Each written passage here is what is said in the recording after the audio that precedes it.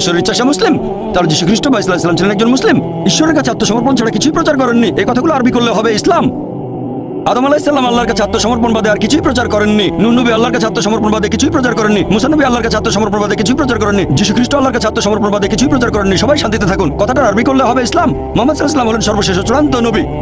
তিনি শুধুমাত্র মুসলিম বা আরবদের জন্য আসেননি। আল্লাহ পবিত্র কোরআনে বলেছেন সূরা আম্বিয়া অধ্যায় 21 আয়াত নম্বর 107, وما أرسلناك إلا رحمة للعالمين। আমি তো তোমাকে প্রেরণ করছি কেবল মানুষ জাতির প্রতি রহমত হিসেবে, পৃথিবীর সব মানুষের প্রতি রহমত হিসেবে, সকল সৃষ্টির প্রতি রহমত হিসেবে, পুরো বিশ্বজগতের প্রতি রহমত হিসেবে। সেজন্য এটা প্রত্যেক মুসলিমের দায়িত্ব। আমার লেকচারের শেষে পবিত্র কোরআনের একটা আয়াত বলেছিলাম, সূরা আলে ইমরান অধ্যায় 3 আয়াত 110 বলা হয়েছে প্রত্যেক মুসলিমের দায়িত্ব হচ্ছে ইসলামের বাণী প্রচার করা অন্যদের কাছে। আর আল্লাহ পবিত্র কোরআনে বলেছেন সূরা ফুসিলাত অধ্যায় 41 আয়াত নম্বর 53, আল্লাহ বলেছেন سنريهم آياتنا في الآفاق وفي أنفسهم حتى يتبين أنه الحق।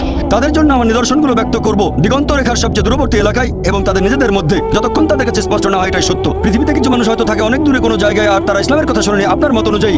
আল্লাহ বলেছেন যে তিনি তার সত্যের বাণী পৌঁছে দেবেন প্রত্যেক মানুষের অন্তরে দিগন্ত রেখার নিদর্শন দিয়ে তাদের নিজেদের মধ্যে। তাহলে আমাদের স্রষ্টা আল্লাহ সুবহানাহু ওয়া তাআলা নিজেই এই বাণী পৌঁছে দেবেন, স্রষ্টার কাছে আত্মসমর্পণের বাণী পৌঁছে দেবেন। তাই আমরা দায়িত্ব পালন না করলেও বাণীগুলো ঠিকই পৌঁছে যাবে। তখন সেটা প্রত্যাখ্যান করলে আপনি ক্ষতিগ্রস্ত হবেন, যদি গ্রহণ করেন তাহলে পরীক্ষায় পাশ করবেন। আশা করি